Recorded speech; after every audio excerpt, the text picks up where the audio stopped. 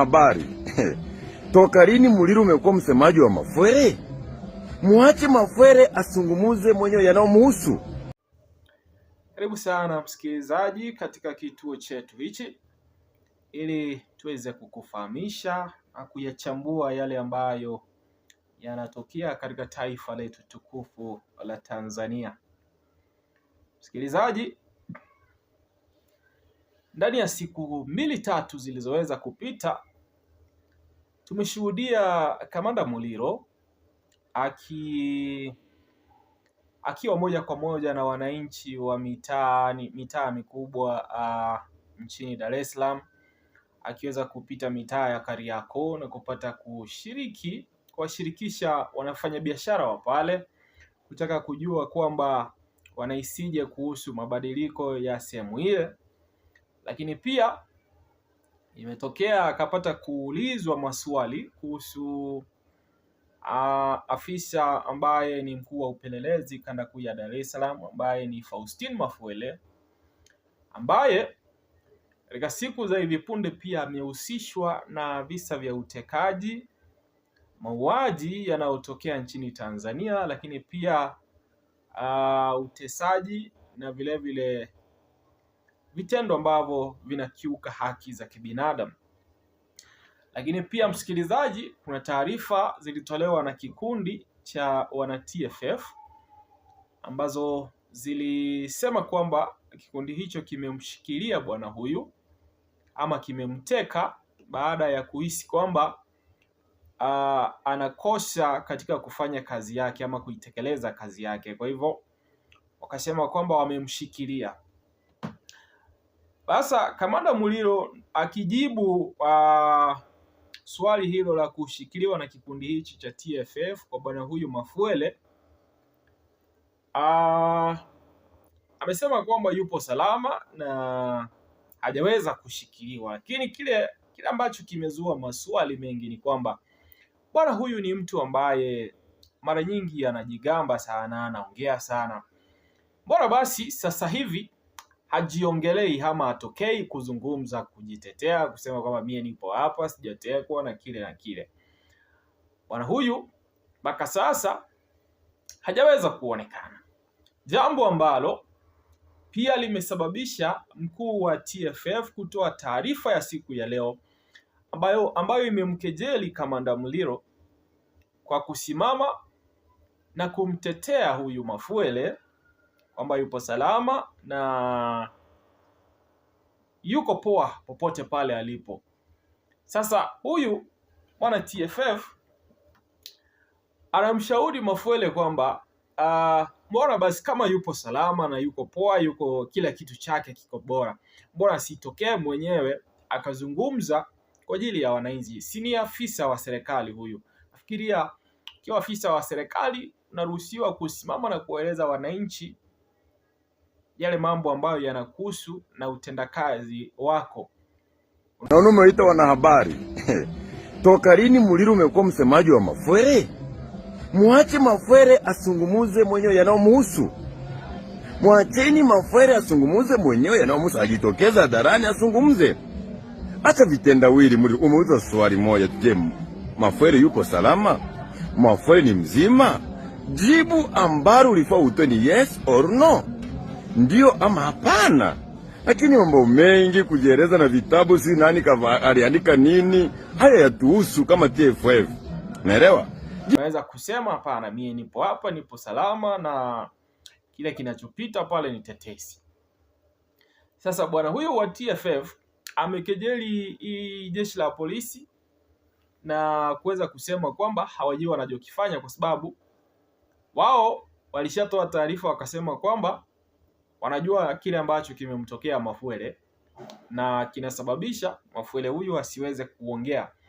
Lakini pia Kamanda Muliro pia baada ya kuzungumzia kitendo hicho ameweza kuconfirm kwa Watanzania kwamba Mafwele hawezi kuzungumza, kwa sababu bora basi asungumze kwa niaba yake, kwa sababu Mafwele kama yupo sawa anaweza kutafutwa na akaweza kujizungumzia, lakini haijaweza kuonekana hivyo. Sasa hatua hii ya Muliro kufanya ziara mijini na kutangamana na wafanyabiashara huku wakiandamana na wanahabari pale, kimeonekana kwamba ni kitendo kinachosafisha ama kuondoa uovu kwa wananchi, kuacha kuiona serikali kama iliwadhuru kutokana na matukio yaliyotokea Oktoba 29, na kitendo hicho bila shaka kimeweza kuzua ghadhabu sana, kwa sababu wale ambao wanahisi kwamba polisi waliwakosea na kwamba polisi hawakuchukua hatua zilizopaswa kudhibiti ghasia zile za mwaka ule wa 2025 na machafuko yaliyotokea tarehe 29 Oktoba. Sasa bwana huyu kiongozi wa TFF amesema hivi: ikiwa Muliro anahisi kwamba Mafwele yuko salama, basi amtoe azungumze na wananchi, kwa sababu kulingana na yeye anaelewa wazi kile ambacho kinaendelea na Mafwele. Na Mafwele, msikilizaji, ni siku kadhaa hajaonekana, hajasikika, hasa baada ya kikundi kile cha watekaji kilichokuwa nchini Kenya kumteka bwana yule Hamza, kufeli na vilevile kutiwa mbaroni. Sasa msikilizaji, bwana huyu wa TFF anamtaka Muliro kuhakikishia Watanzania kwa kuwaonyesha kwamba Mafwele ni huyu hapa mzima na ako salama, kitendo ambacho Muliro ameshindwa kufanya na amehisi kwamba anaweza kuzungumza tu kwa niaba yake. Msikilizaji, TFF wanasema hivi: kile ambacho wanatarajia kupata baada ya mapigano haya ni kwamba polisi ufuate katiba. Wanachodai wao ni katiba mpya. Cha pili, tunaukataa utekaji. Cha tatu, polisi wafuate katiba inavyosema kuhusu sheria. Wanapomkamata mtu waje mchana wakiwa na vitambulisho, wamejitambulisha kwa ni polisi, wanafanya kazi eneo fulani. Sio kumkamata mtu kininjo umefunika sura. Wewe ni polisi, unafunikaje sura? Mkamate mtu mchana, kama anakosa mpeleke kwenye kituo cha polisi, jitambulishe kama zamani. Sawa, tunachotaka si hicho. Cha tatu, tunachotaka ndugu zetu walio 29 wapate haki zao. Waliowaua ndugu zetu 29 wote wafungwe, wachukue hatua za kisheria, kwa sababu sheria haina upendeleo. Kwa namna gani, msikilizaji? Ikiwa polisi wanakuja kuteka ama kufanya ukamataji, wasifunike sura zao. Ndo sababu ujue kwamba nilichukuliwa na polisi na ninapelekwa kituoni. Lakini pia TFF wanahitaji uwepo wa katiba mpya. Wanahitaji mabadiliko katika katiba ya nchi ya Tanzania sasa hivi. Kwa hivyo wanahitaji kwamba katiba mpya ama kuanzishwe mchakato wa kuitengeneza katiba mpya ambayo inayaweka matakwa ya wananchi mbele na kuondoa nguvu ambazo hazifai kwa viongozi wanaoitawala Tanzania. Lakini pia amesema kwamba wanahitaji utekaji upotezwe nchini Tanzania, kwa maana polisi ibaki ni huduma kwa wananchi. Ikiwa unakamatwa, inakuwa unakamatwa na unaelezwa kwamba kosa lako ni hili na unapelekwa mahakamani, kesi yako inasikilizwa. Lakini kitendo cha kuwateka watu huku umevaa mamaski, umefunga sura, sasa wananchi hawaelewi kama kweli sasa umeshikwa na polisi ama ni watu wasiojulikana ambao wanaendaga, baadaye utasikia mwili wake umepatikana sehemu fulani. Kwa hivyo TFF wanahitaji tu kunyooke na polisi wafanye kazi yao kama huduma kwa wananchi.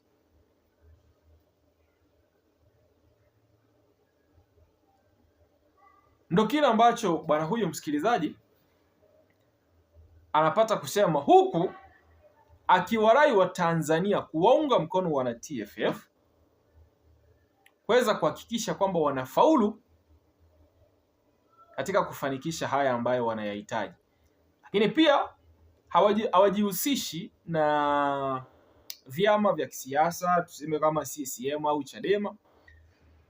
Wanajihusisha na vitendo vya haki. Yeyote yule ambaye anashiriki katika kutafuta haki. Kwa hivyo msikilizaji, ikiwa ni unakamatwa, polisi wakuje tu mchana na vitambulisho, waseme ni polisi kanda fulani na kuja kukushika kwa makosa haya na haya, na iwe hivyo. Na msikilizaji, Bwana George Simbachawene akiwa kama waziri wa usalama wa ndani, haya ndo masuala ambayo aliweza kuyazungumzia baada ya kuondolewa kwenye wadhifa ule, akaletwa ambaye atakuwa anamsikiliza mama. Waziri George aliweza kuzungumza msikilizaji, na akasema anahitaji ukamataji wa kisheria, ukamataji ambao kweli sheria inaruhusu. Ni mchana waziwazi, polisi anakuja na kitambulisho chake, mie ni fulani, nimekuja kukukamata kwa sababu ya kosa lililofanyika hivi na hivi, na ninakupeleka kituoni. Kwa hivyo baada ya masaa 24 unaonekana kituoni, kesi yako inasikilizwa, ukipatikana na hatia unachukuliwa hatua za kisheria pale. Ndio jambo ambalo wana TFF wanalihitaji, na ndio jambo ambalo serikali ya Samia ililikataa, kwa sababu waziri George alikuwa tayari ameshaanza kulitekeleza, lakini alipoondolewa utekaji umeendelea. Alichukuliwa na watu wasiojulikana, ameuawa, mwili wake umepatikana sehemu fulani. Yaani ni mambo yasiyoeleweka. Ndio maana kikosi hichi cha wana TFF kinasema kwamba ni sharti masuala kama hayo yarekebishwe, na sasa vitendo kama hivyo vya kushikiliwa kwa polisi ambao hawafuatilii sheria vitaendelea mpaka pale watakapoweza kuhakikisha kwamba Tanzania ni huru na inaongozwa kupitia kwa sheria. Msikilizaji, hebu endeleeni kutufuata kwa kuendelea kupiga subscription kwenye kituo hichi, ili kuhakikisha kwamba tunazidi kupatana na tunazidi kuzijadili taarifa ambazo zinatokea siku hadi nyingine, ili kuhakikisha kwamba tunazidi kufahamishana, lakini pia kuhakikisha kwamba tunapata kuelewa ni kipi ambacho kinaweza kuendelea kutokea katika taifa letu tukufu la Tanzania. Jina langu ni Presenter Guton.